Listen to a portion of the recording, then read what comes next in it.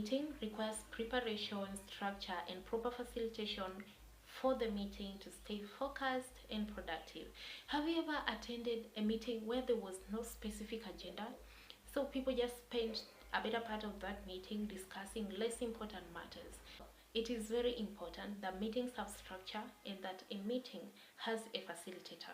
This helps save everybody's time and helps serve the purpose for which the meeting was called for in the first place.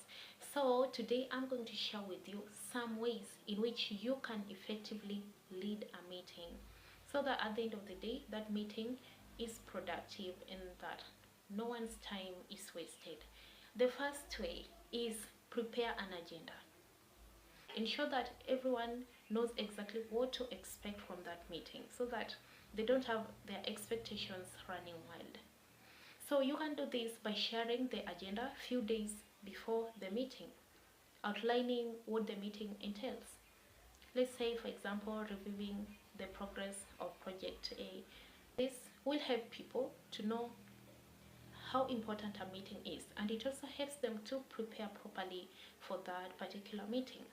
The second way to lead a meeting effectively is by guiding the conversation. Ensure that you keep the conversation on topic, encourage participation, and prevent one person from dominating the conversation. You can do this by saying, if you realize that one person is dominating the conversation so much, you can say that let's get to hear from others as well, or let's bring the conversation back to the topic at hand.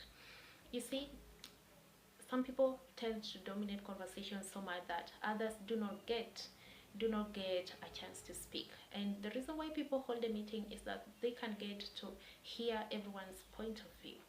That's why that's when meetings can be productive.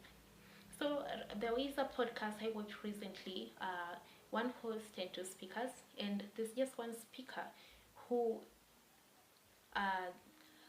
had so much energy and was dominating the conversation almost all the time. And the host realized that, and one thing I liked about her is that she was like, you know what, I am the one in charge here.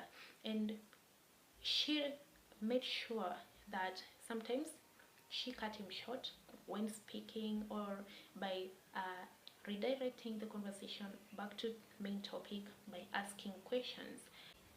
And so it is very important that you guide a conversation so that everyone gets a chance to share ideas. The final way to effectively lead a meeting is by giving data-driven insights only. Try as much as possible to stay away from opinions or assumptions and focus on facts, numbers, or evidences.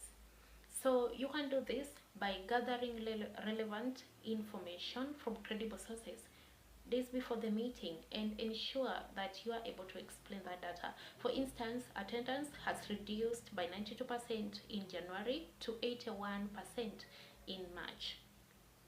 Try as much as possible to avoid using words such as I feel or I think. Ensure that the information that you give in meetings are coming from credible sources. This increases your credibility. Also ensure that you are able to connect the data you present with the action that is needed. For instance, since attendance has dropped by 20% over the last 2 months, we may need to review shift scheduling and reinforce reporting time policies. You see, this way you are not just providing data, you are also providing solutions. This is the problem and this is the solution that we have. So you are connecting the data you are giving with the action that needs to be taken. I hope that this tip helps. Thank you for watching this video.